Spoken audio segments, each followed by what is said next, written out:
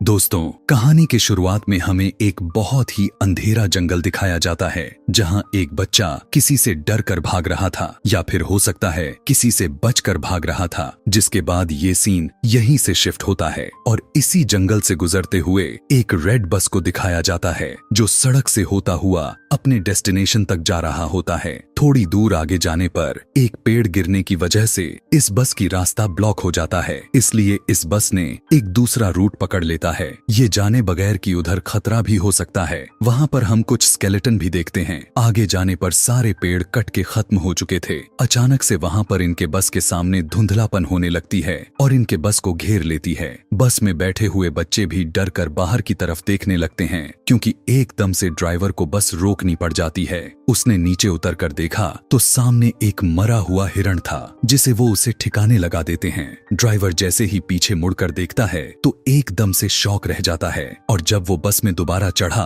तो पता चलता है कि उसके पीछे से कोई आदमी भी चढ़ता है जिसने बस ड्राइवर को गन पॉइंट पर लिया हुआ था। वो सभी बच्चों को धमकी देकर अपने सीट पर आराम से बैठने को कहता है। सभी बच्चे उसकी बात मान जाते हैं और बस में आराम से बैठ जाते हैं। इसी बस में बैठे हुए एक बच्चे को याद आता है कि उसने न्यूज में इस आदमी के बारे में पढ़ा था। वो एक सीरियल किलर था और ये कुछ ही दिन पहले जेल से भागा था। और यही नहीं बल्कि डरा देने वाली बात तो ये थी कि ये आदमी सिर्फ टीनेजर को ही मारा करता था, या यह कह सकते हैं कि वो एक साइकोपैथ है। इस आदमी के कहने पर सभी लोग अपने फोन को विंडो से बाहर फेंक देते हैं और ड्राइवर अपनी बस चलाता रहा। और चलते हुए ड्राइवर ने एक और साइन बोर्ड मिस कर देता है जिस पर लिखा हुआ था कि वे एक मिलिट्री के खाली जोन की तरफ बढ़ रहे हैं, यानी एक ऐसा एरिया जहां सालों पहले रिसर्च की गई थी लेकिन अब वहां पर कोई इंसान नहीं रहता है। अब इनकी बस एक टनल से होता हुआ जाने लगता है जिस टनल में लाइट्स भी जल रही थीं, लेकिन कुछ दूर जाने के बाद उनका बस एकदम से रुक जाती है। तब इन्हें पता चलता है कि बस की इंजन खराब हो गया है, लेकिन साइकोपैथ को लगता है कि ड्राइवर उससे चालाकी कर रहा है, इसलिए उसने एक बच्ची को गन पॉइंट पर ले लेता है और ड्राइवर से कहता है कि चलो उतारो नीचे और इस बस को मेरे सामने ठीक करो, और कोई भी चालाकी करने की कोशिश की तो मैं इस बच्चे को मार डालूंगा। इसी दौरान इस टनल की लाइट भी चली जाती है जिससे ये सभी घबरा जाते हैं। इस अंधेरी टनल में इन्हें एक खौफनाक आवाजें सुनाई देने लगती हैं। किलर ने ड्राइवर को इशारा करता है कि जाओ जाकर देखो कि आखिर क्या है। तब वो अपनी टॉर्च को लेकर आगे बढ़ने लगता है। जैसे जैसे वो अंधेरे की तरफ बढ़ता रहा तभी उसे एक साया नजर आती है। करीब जाकर देखने पर उसे पता चलता है कि वो तो एक भयानक दिखने वाला मॉन्स्टर था। ड्राइवर डर कर चिल्लाने लगा और उस मॉन्स्टर ने उस ड्राइवर को पकड़कर मार डाला। बस के अंदर बैठे सभी लोग ये सब देख रहे थे। वो किलर भी जल्दी से उस बच्ची को लेकर बस के अंदर आ गया। सभी बच्चे चिल्लाने लग जाते हैं लेकिन वो किलर सभी बच्चों को चुप रहने को कहता है ताकि वो मॉन्स्टर उन्हें देख ना पाए और सुन ना पाए। किलर तेजी से बस स्टार्ट करने की कोशिश करता है लेकिन यहाँ पर तो बस की चाबी ही नहीं थी, वो तो ड्राइवर के हाथ में थी जिसे वो मॉन्स्टर मार चुका था। वो इन सभी बच्चों में से एक लड़की को ड्राइवर के पास भेजता है बस की चाबी लाने के लिए। अब डरते डरते वो बच्ची जैसे बस ही ड्राइवर के पास जाती है तो वो उसे देखकर शॉक रह गई, मतलब कि वो ड्राइवर मर चुका था। लड़की को यकीन ही नहीं आ रहा था। गम से उसकी आंसू निकलने लग गए, लेकिन यहाँ पर रोने का वक्त नहीं था, इसलिए वो उस चाबी को लेती है और बस में वापस आ गई। बस में उस बच्ची की हालत कुछ खास ठीक नहीं थी। जब बाकी बच्चे उससे ड्राइवर के बारे में पूछते हैं तो वो ना में सर हिला देती है क्योंकि अब वो ड्राइवर जिंदा नहीं था। इस बात को सुनकर सभी बच्चे उदास और दुखी हो जाते हैं। यहाँ भी किलर रेगी नाम के लड़के को बस स्टार्ट करने को कहता है लेकिन बस तो खराब थी, आखिर कैसे स्टार्ट होती। उसे धमकी देता है अगर तुमने बस स्टार्ट ना की तो मैं इन सभी को मार दूंगा। लेकिन ये लड़का इस किलर से बिना डरे बहस करने लगता है और मौका पाते ही पीछे से एक बच्चा उसे धक्का दे देता है। जब वो नीचे गिरता है तो रेगी ने उसके हाथ से गन छीन लेता है और फिर उसी के ऊपर पॉइंट कर दी। लेकिन यहाँ पर किलर हंसने लग जाता है और कहता है कि तुम नहीं मुझे मार सकते। अरे मारने के लिए बहुत हिम्मत चाहिए होती है जो तुम्हारे में तो बिल्कुल नहीं। इससे पहले कि ये बच्चा कुछ कर पाता बस के बाहर से इन्हें आवाजें आवाजें सुनाई देने लगती हैं और इस आवाज ने सबको डिस्ट्रैक्ट कर दिया और किलर ने दोबारा उनसे गन छीन ली। अब बस के ऊपर से आने वाली आवाजें भी बढ़ चुकी थीं, जिसकी वजह से सारे बच्चे डर जाते हैं। गुस्से में किलर बस से उतरता है और चिल्लाने लगता है, जो भी हो अंधेरे से बाहर निकलो, मेरा सामना करो। वो ये सब कह ही रहा था कि एकदम से उसकी बोलती ही बंद हो गई। उसके चेहरे पर अजीब सी खौफनाक मुस्कुराहट आती है और अचानक से कोई उसके ऊपर हमला कर दिया। हमला करने वाले ने उसके सर धड़ से अलग कर दिया था और बस के अंदर से ये देखकर बच्चे भी एकदम से शॉक रह गए। वो घबरा गए थे क्योंकि उन्हें क्रिएचर यानी मॉन्स्टर की एक हाथ में उस आदमी का सर और वो खौफनाक सी दिखने वाली क्रिएचर नजर आ रही थी। उसके हाथ में बहुत सारे टेंटिकल्स थे जो उस आदमी के सर में धसाए हुए थे। इन्हें समझ ही नहीं आ रही थी कि ये आखिर करें तो क्या करें। ये लोग अब अपनी जान बचाने के लिए इस बस के अंदर रहने का डिसाइड करते हैं, लेकिन तब तक कि जब तक इन्हें बाहर से अजीब सी आवाजें सुनाई नहीं देने लगी थीं। कड़कड़ाते हुए आवाज से बस का दरवाजा खुला और इन्होंने बस के सीट के ऊपर उस मॉन्स्टर के बड़े बड़े हाथ दिखे। अब ये मॉन्स्टर बस के अंदर आ जाता है, जिससे बचकर ये सभी बस के दूसरे डोर से भागने लगे,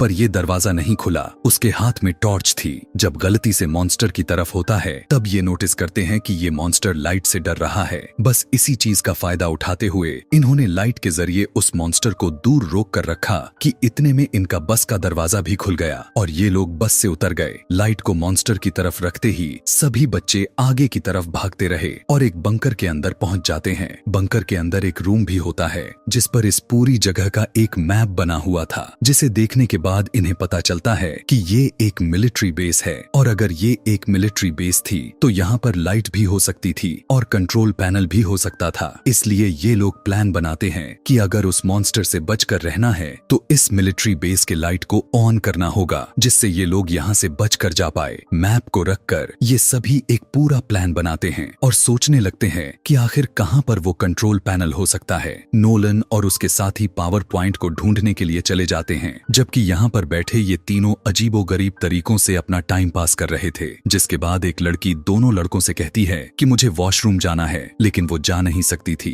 क्योंकि उसे डर लग रहा था। इसलिए रेगी उसके साथ चला जाता है। रेगी उसे अपने बातों ही बातों में तंग किए जा रहा था, इसलिए क्वीनी उसे अब कोई नहीं जवाब दे रही थी। अब काफी देर हो गई। जब तब रेगी पीछे मुड़कर देखने लगा तब उसे पता चलता है कि वहां पर तो क्वीनी थी ही नहीं, जिसके बाद तो उसके होश ही उड़ गए। जोर जोर से चिल्लाते हुए वो क्वीनी को यहाँ वहाँ ढूंढने लगा तो उसके दूसरे दोस्त को भी पता चल गई कि क्वीनी गायब है। इसलिए एक दूसरे एरिया में क्वीनी को ढूंढने लगे और आखिर एक ऐसी जगह पहुंचे जहाँ इन्हें क्वीनी दिख गई। लेकिन उस समय क्वीनी के ऊपर एक मॉन्स्टर था, एक भयानक मॉन्स्टर जो क्वीनी को खाने ही वाला था। क्वीनी की हालत उस मॉन्स्टर को देखकर खराब हो गई थी, पर रेगी उस मॉन्स्टर को फायर दिखाकर उसे डिस्ट्रैक्ट करता है, जबकि उसका दूसरा दोस्त क्वीनी को निकालने में कामयाब हो गया। क्वीनी और उसका दोस्त दोनों तेजी से उस मॉन्स्टर से बचकर भागने लग जाते हैं, ये सोचे बगैर कि रेगी उसके पीछे है कि नहीं। असल में रेगी के हाथ से उस मशाल को नीचे गिरा दी थी और वो नीचे पानी में गिरकर बुझ गई और अब वो मॉन्स्टर बस उसके ऊपर हमला करने ही वाला था। उसके मुंह से अजीब सी चीजें निकलकर रेगी के मुंह पर गिर जाते हैं और ये खून था। क्वीनी और उसके दोस्त जब आकर रेगी को देखें तो उनके तो होश ही उड़ गए। ये लोग तो अब तक कुछ कर भी नहीं सकते थे और इससे पहले ये मॉन्स्टर रेगी को खा जाता। एकदम से यहाँ पर लाइट आ जाती है, जिसकी वजह से मॉन्स्टर डर कर रेगी को छोड़कर वहाँ से चला जाता है और ये लोग समझ जाते हैं कि इनके दोस्तों को वो पावर हाउस मिल ही गया। यहाँ पर नोलन और उसके साथी जिन्होंने इस लाइट को ऑन किया था, उन्हें यहाँ पर पास में ही एक कमरा मिला, जिस कमरे में एक डेड बॉडी पड़ी हुई थी और साथ ही बहुत सारी पिक्चर और नोट्स भी मौजूद थे। इस नोट्स में सिर्फ इसी क्रिएचर के बारे में नोट्स थी। ऐसा लग रहा था कि जैसे किसी ने इस क्रिएचर के ऊपर बहुत रिसर्च की है और फिर जैसे वो इस क्रिएचर को मारने में कामयाब नहीं हो पाया। लेकिन यहाँ पर इनका पॉइंट ये नहीं था, इनका पॉइंट तो ये था कि जल्दी से किसी भी तरह करके ये सभी यहाँ से निकल जाएं। इसलिए जब ये आगे की तरफ जाते हैं तभी इन्हें दूर से एक अजीब सा शैडो दिखाई देता है, जो दोनों डर गए और इन्होंने सांस तक रोक लिया क्योंकि ये मॉन्स्टर भी हो सकता था। पर उन्हें पता चलता है कि ये कोई मॉन्स्टर नहीं बल्कि इन्हीं के तीनों साथी थे, जिनको देखकर ये तीनों खुश हो गए और उनके पास चले गए। ये खुशी कुछ ही पल के लिए थी,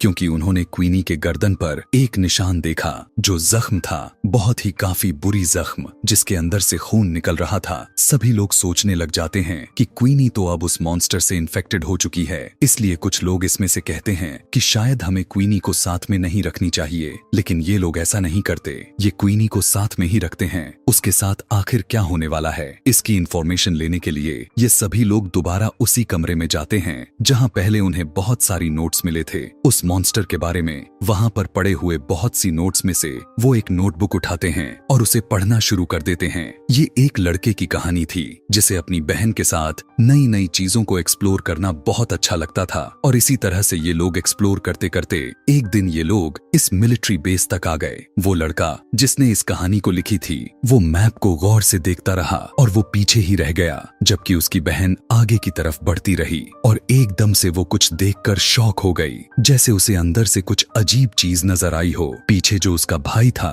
वो जैसे ही उसकी तरफ देखता है तो अब बहुत देर हो चुकी थी। टनल के अंदर से चीखने चिल्लाने की आवाजें आ रही थीं, इसलिए वो खुद डर गया और अपनी बहन को बचाने की बजाय वो जंगल की तरफ भागने लगा ताकि वो अपनी जान बचाकर यहाँ से निकल सके। ये वही सीन होता है जो हमने मूवी के शुरुआत में देखा था। इस टाइम ये बच्चा तो यहाँ से चला गया, लेकिन उसके दिमाग में ये इंसिडेंट रह गया था। उसके दिल में ये बात रह गई थी कि उसकी लापरवाही की वजह से उसकी बहन मारी गई, और अब वो इस चीज से बदला लेना चाहता था जिस चीज ने उसकी बहन को मारा था। सालों गुजरने के बाद भी उसने कुछ भी नहीं कर पाया। उसने इस मॉन्स्टर के ऊपर रिसर्च की, उसके बारे में एक एक चीज पता किया, और फिर उसने प्लान किया कि वो इस मॉन्स्टर को कैसे मार सकता है। उसने मॉन्स्टर को मारने के लिए एक मशीन तक बना दिया था, लेकिन इससे पहले कि वो मॉन्स्टर को मार पाता, वो मॉन्स्टर उसकी यहाँ होने के बारे में पता कर लिया था और उसे ही मार डाला। उसके बनाए हुए नोट्स से ये लोग ये भी पता कर लेते हैं कि ये मॉन्स्टर जिसके ऊपर हमला कर लेता है या फिर जिसका खून चख लेता है उसे मार कर ही रहता है, और अब क्वीनी के ऊपर बहुत ही ज्यादा खतरा था। ये लोग फैसला करते हैं कि क्वीनी को बचाने के लिए ये लोग लड़ेंगे, और जो ये काम उस आदमी ने शुरू किया था